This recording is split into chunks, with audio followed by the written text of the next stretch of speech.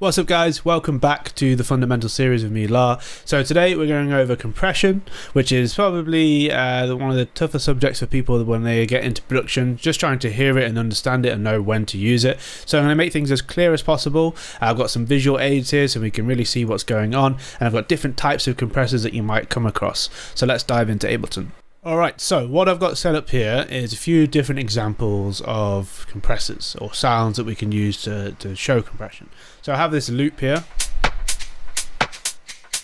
Okay, it's just a little drum loop, and I've got mini meters here with just this waveform, so we can actually see the waveform a bit bigger. I mean, you can see it here, but you can see it bigger on the screen.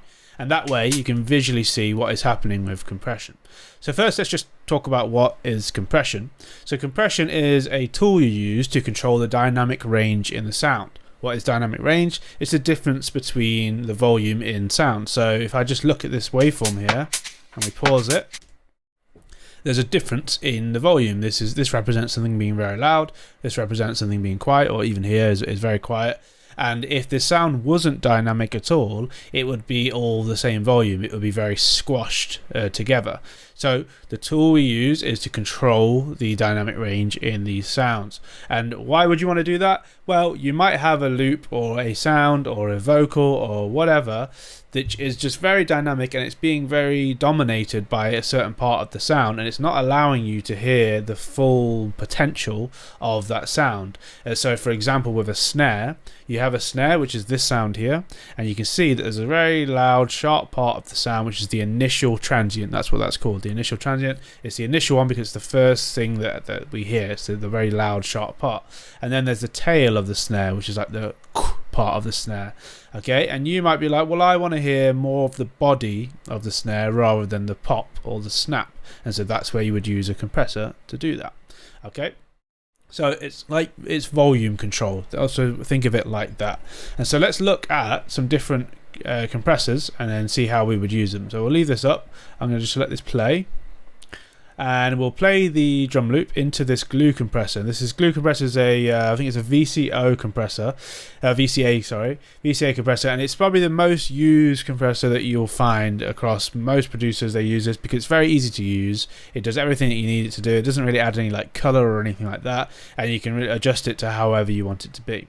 So let's just look at what's in this compressor so we understand it, and then we know how to use it. So we have attack, release, ratio, threshold, makeup gain, dry wet, range, and then we have this clip here, this soft clip, and there's also a sidechain button here. We're mostly just going to be looking at these settings here. And so once you understand this and these settings, you pretty much have understood compression or how to use a compressor, because it's pretty much the same across most compressors. They just look a little bit different.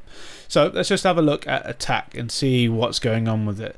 So if I bring this sound in, currently there's like a little bit of gain reduction, okay? And the gain reduction is just when the threshold or the compressor happens, it's going to reduce the sound in volume, right? Like we said, we're controlling the volume. And so when this threshold comes down, saying, okay, at what point do you start to do your compression?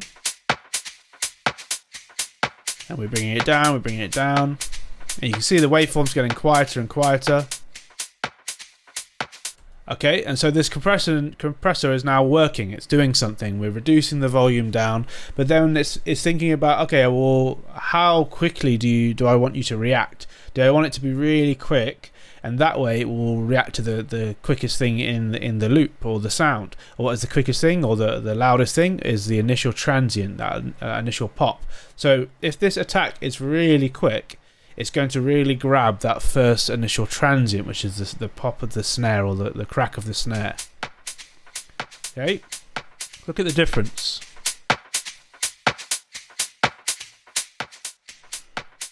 So it's really killing those initial transients. It's really bringing down that loud parts of the drums, and it's a bit too much, I would say. I wouldn't really use it like this in this case, but just so you can hear the difference, let's have the attack a bit looser. Okay, so now we've recovered a bit, right? So that snap from the snare can come through a little bit more, but we're still taming it a bit. We're still getting quite a bit of gain reduction. So it's not really popping through and cracking through. but it's not completely loose and allowing it to come through. We're just slightly taming it. So that's where you use this attack. If you want something to be really muted and tamed, you would have the attack quite aggressive, and if you want it to be a little bit more loose to allow for some of the air of things to come through, you would have the attack a little bit more loose here. Just be careful that you don't do the attack so slow that it basically isn't doing anything, which would be like this. Okay, here it's so big, this attack, that the initial transient is still allowed to breathe through, because it's just there's not enough time for it to initially grab it. So you want to find a little sweet spot. Okay, so that is the attack, and then the release is how long until that gain reduction recovers. So the sound comes in, it's saying, okay, be quiet, and then the release is, okay, if it's a really slow release like this,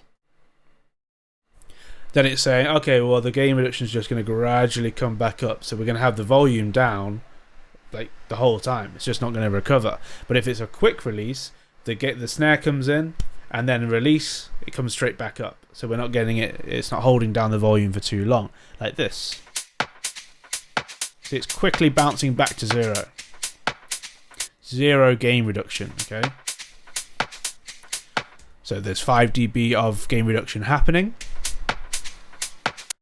but then it's quickly recovering. So that 5 dB is taken from the loudest thing in the sound, and then it recovers back to here. So typically, for like a drum compression, something like this, depending on what you want out of your drums, I typically would have the release quick. Maybe not super quick, you can have it like here. And that way, it's allowing for the drums to breathe a bit more. And let's listen, so we can try and hear the difference between the release. So if this release is really quick, what you'll hear is more of the air of the drums to come through more. Like, say for example, the snare, the part of the snare will breathe a bit more because it won't be getting held down by gain reduction. Or if it's like this, that air from the snare and some of the hats and things like that will become a bit quieter. So this is when it's being stifled a bit too much. And then loose. So really listen to that part of the snare. And then here. So it's really clamping down on those decay tails from the transients. I would advise, if you can't hear this, which I completely understand, it's quite hard to hear that when you first getting into production, just sit for a little bit with a compressor, put it on something and just play with that ratio, maybe really crank it. See there, it's a lot more evident, right? We'll put this stronger as well. And then you can hear it a lot more. Alright, so let's talk about the ratio now. So just think of the ratio as the strength of the compressor. So say when this compressor kicks in, it starts happening, it's reducing the volume down, and then the volume will still go up after the compressor has kicked in, because it's not a brick wall limiter. It's not saying, okay, this threshold comes down to minus 10 dB and this nothing in this sound is going to go over minus 10 dB. That's kind of what a limiter would be used for, really like controlling where that volume will go. But with a compressor, it's saying, okay, let's tame the sound, but the volume is still going to try and jump up past the compressor, the compressor threshold, and then the ratio is saying, okay, how much by. So if it's 2 to 1 and the volume is trying to push up 10 dB after the compressor, 2 to 1, just divide it by 2, it will reduce it by 5 dB. Okay, and so on and so forth. I can't do the math, but you know what I mean. The threshold we've kind of gone over, so it's just at what point do you want the compressor to start kicking in? Do you want it to affect all of the sound, or do you want to just affect a little bit? And then the makeup is the volume that you add afterwards. So if you're taking away volume in a loop or a sound or whatever, you might want to make up for that volume. So it's like, okay, well, I've reduced the loop by minus 10 dB, and it's mostly this like snare that I've reduced down. Now I want to bring up the volume to reduce the dynamic range. So let's just show an example. So we put this at like 4 to 1. We tame the snare. And then I'm going to make up for what I've taken away.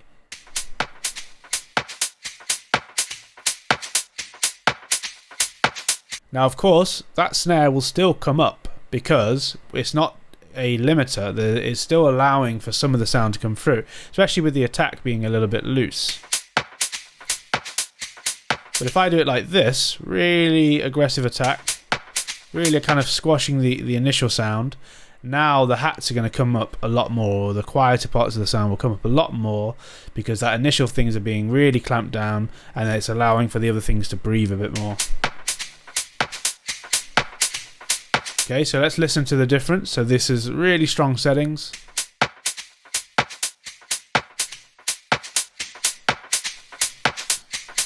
So just listen to the things that come up in volume and then are reduced in volume. So when it's off, there's a lot more kind of air in the loop. There's like a big difference between the volume, the snare comes through, and then the hats come through, but they're a bit quieter. And then when it's really over compressed, which is what we're doing here, then the hats come up a lot more, and then the snares are reduced.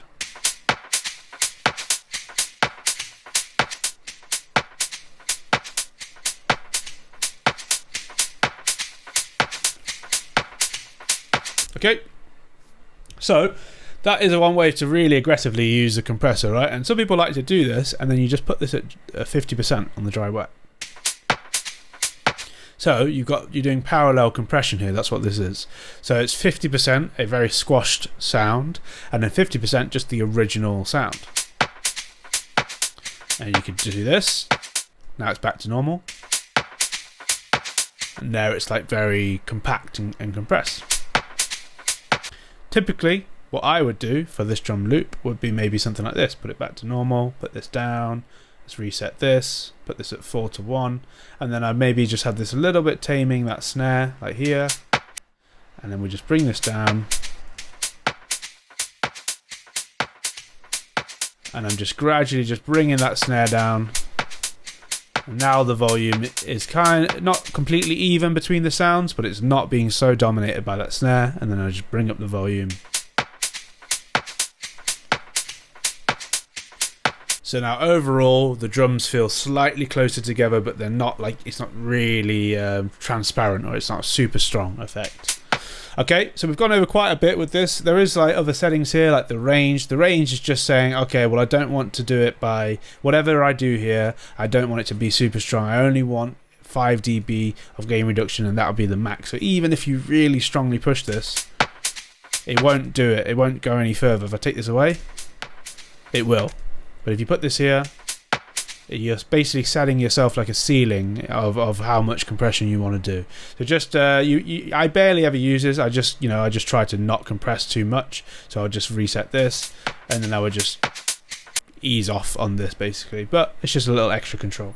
And then here, this clipper, we'll just go over this because clippers and limiters are kind of similar, but we'll maybe go over limiters properly in a separate video. But a clipper, just think of it as, so when the sound hits a ceiling, which would be, say, in this channel, the ceiling is usually at 0, so 0 dB, and we'll just take off all this compression here, and we'll just show it as a clipper. So I'm going to boost this a lot. Okay, so you can see here, it goes over 0 dB, and this flashes telling you that it's going over 0 dB. So the channel is clipping. And so with a soft clip on, it will generally soften as it hits that ceiling. Because as it hits that 0, something happens. It doesn't just allow it to infinitely go as loud as it ever possibly wants to. It's going to be like a little ceiling. And when it hits that ceiling, it's saying, okay, gently just curve over, rather than just aggressively shutting it down. Okay, so it's a little bit softer. You see there, that's popping through even more. It's allowing the volume to jump out more. But with a soft clip,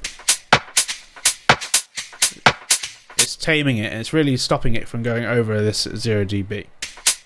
So typically I would usually put this on if I'm pushing the sound quite a lot. Alright, so that one's done. We went over quite a lot with that because just basically explaining like all of compression. Now when you look at these other things, it will make more sense. Alright, so now let's look at the other Ableton compressor. So I've got this example here with this drum loop. And with this drum loop, we have different things, right? We have low end, this kick here, and we've got like this snap the snare and the hats and things like that. And what I might want to do, this is just like an example of what you might want to use this for, would be, okay, I don't want this snare here. You see, this is pretty loud. This is almost as loud as the kick, or it is as loud, or probably louder. And I might go, all right, well, I don't want that to be as loud. I want the kick to come through more in this drum loop. So that's where we can use this compressor to do this, because there's a filtering system with this. So if I put this on, this is like the default settings. And what we'll do is just play. And let me just let this play. So currently we're not really doing anything, like tiniest bit of gain reduction. But yeah, we're not really doing anything. If I do this here, not doing anything. And so if I bring this down, just bring this down without any filtering or anything like that. And this is the threshold, so the same as what we had on the glue compressor. Okay, what's happening?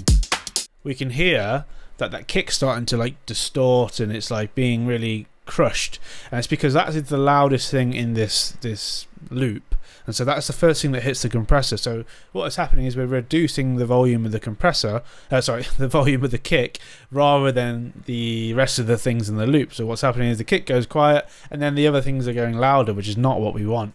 So what we do is we filter it. We can use this sidechain filter here, and we're not sidechaining. If you click this, it's this is how you sidechain.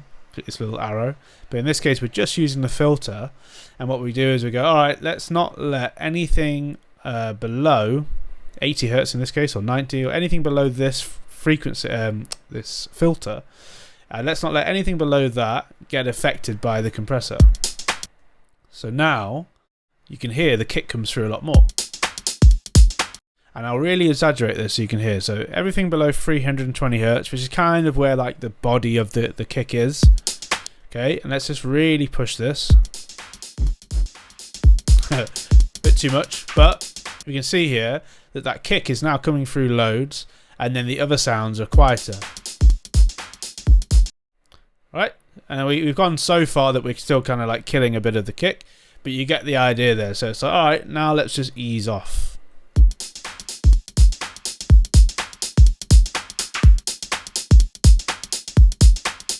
Nice. So now the kick is allowed to come through, and those other drums have reduced a little bit. So we've done a bit of compressing with the drums. And then if we listen to the attack, this will really change how the snap and pop of those other drums come through. Okay, now we're basically not doing anything. It's taking so long. It's 1 second, and the drums are dealing in like milliseconds. So this is not really working, right? But if we go here, we're getting distortion because it's just so quick. It's just it's kind of killing the sound. So not that much. You can even listen to the tail of the kick, the boom part of the kick.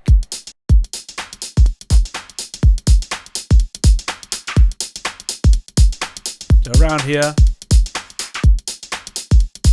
there's good, and we can see it here. It changes it. The release, let's put it on auto.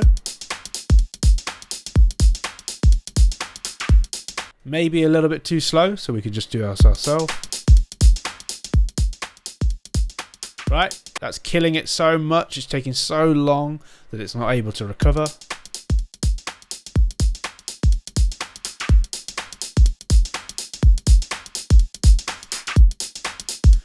And now we're getting more of the air from those drums coming through the decay tails.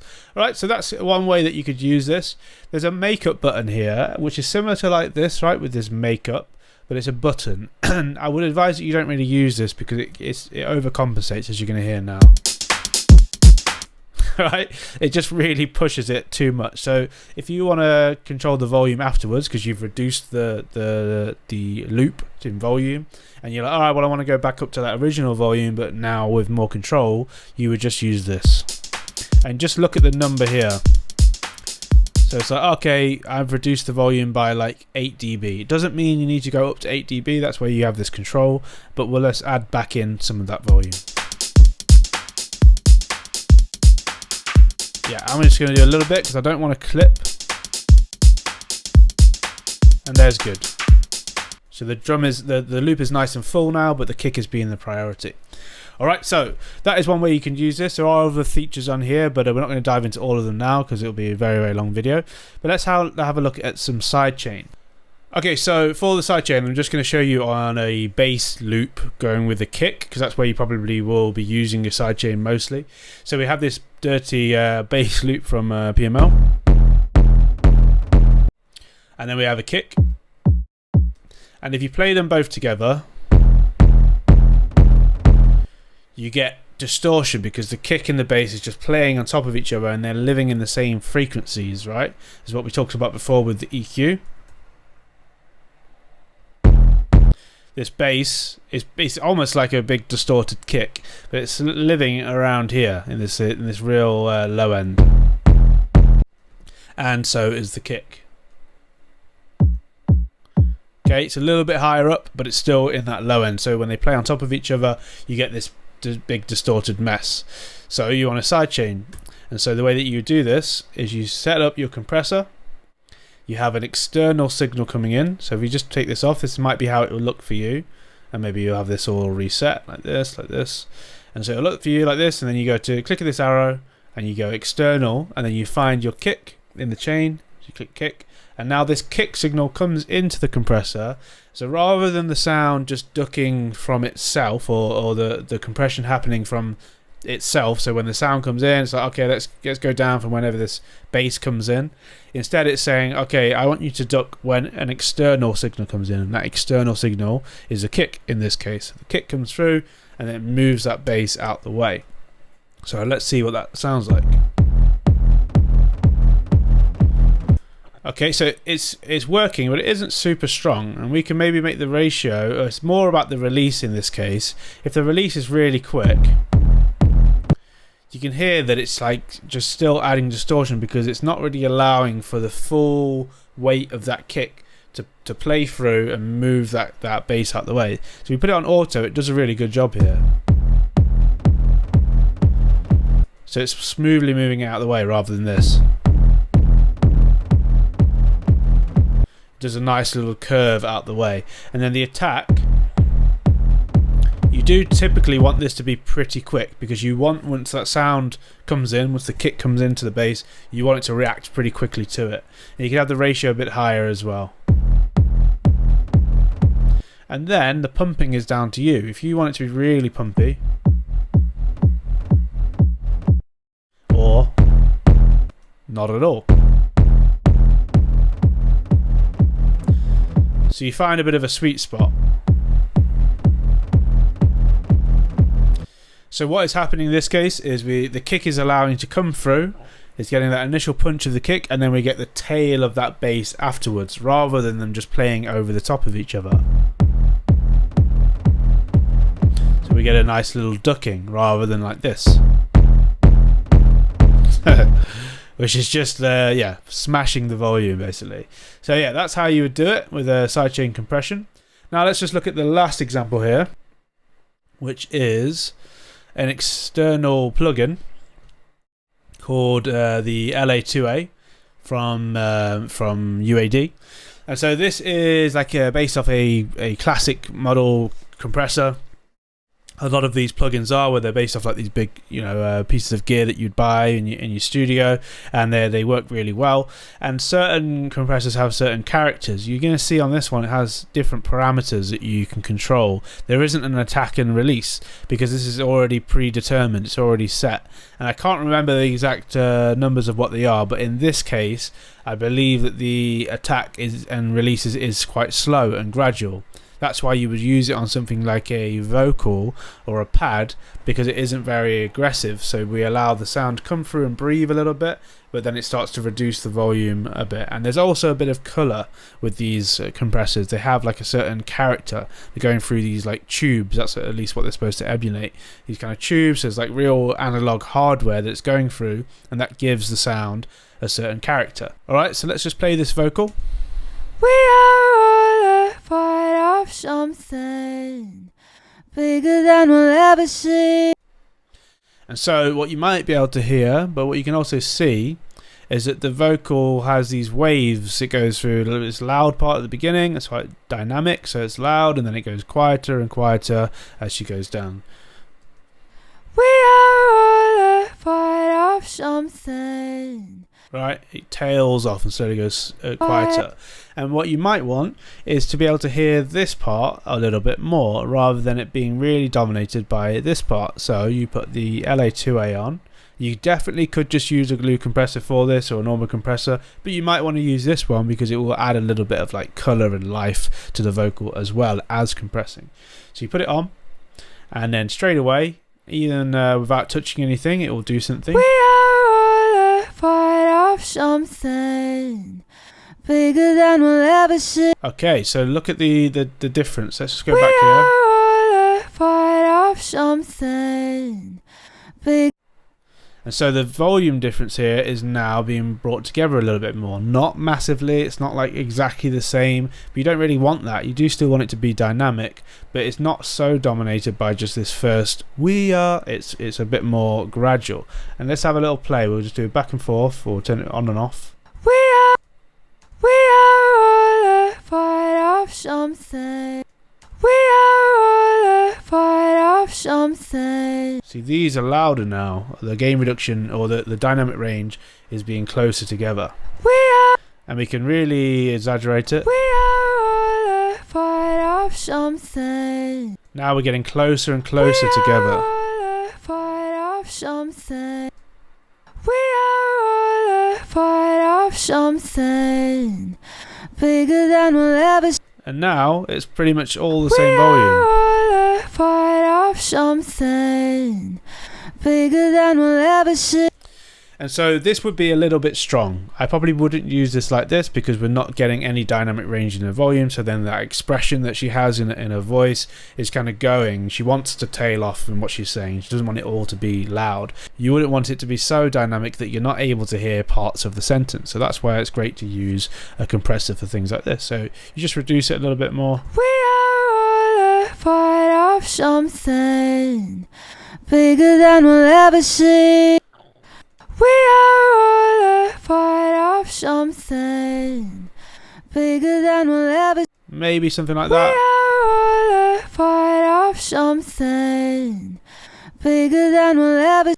Yeah, like that. A little bit in between. So there's a lot of different types of these compressors. There's like a effect compressor as well. Maybe they'll have like a quicker attack and release setting or a looser attack and release setting. So always just think of it like this. If you have a sound that is a bit more gradual and slow, like a pad, you would want looser attack and release settings. Looser meaning slower. You don't want it to be really aggressive and quick because the sound is gradual. But if the sound is quite aggressive and quick, you need the compressor to react quick enough to grab those sounds, basically.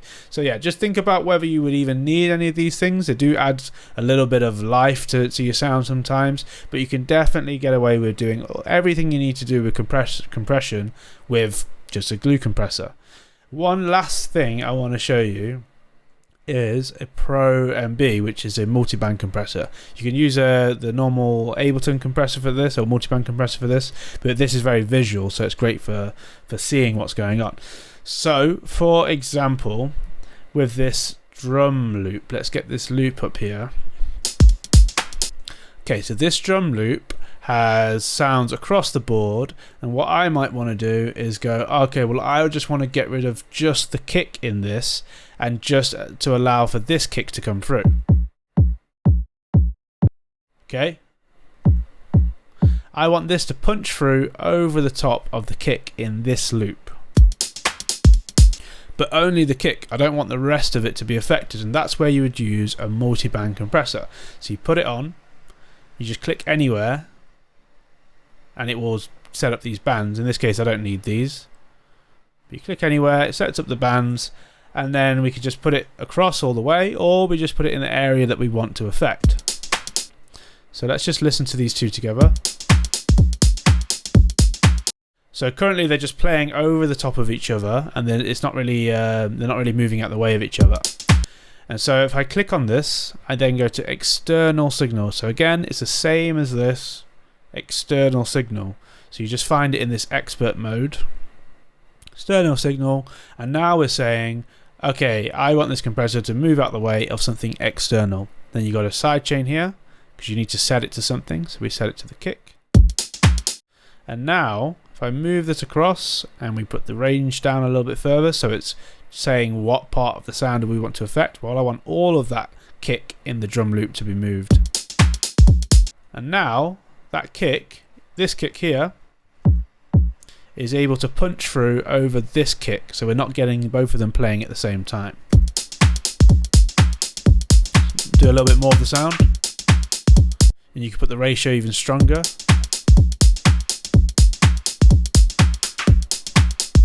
Okay, without this, right, you hear that big boom in volume. It's because they're just both playing at the same time, they're resonating on top of each other, and it's just adding loads of volume, and so that wouldn't be very good. You would then kill, like, you know, the volume in your track. So you would want this on so you can control it. And if I just, for example, if I show it, put it over everything, now it's moving everything in the loop out the way, but with this it's just moving that specific area out the way, which is really great. Alright guys, so that pretty much wraps it up for this compression session. So I hope it was helpful and insightful for you guys. We did go over quite a lot. It's a little bit of a long video, but I tried to condense as much information in as I could. Hopefully I've covered most of the areas of compression. There are other compressors out there, different styles of compressors. You can have a look at them, see if you want to use them in your workflow. But for the most part, I promise you can get away with the compressors that you have inside of your DAW. They can do a lot of the heavy lifting for you. So yeah, the next one I believe I'll do will be like saturation or maybe reverb. Let me know in the comments which one you would want to see next, and I will go over that. Thank you for watching this one, guys. I'll catch you in the next one.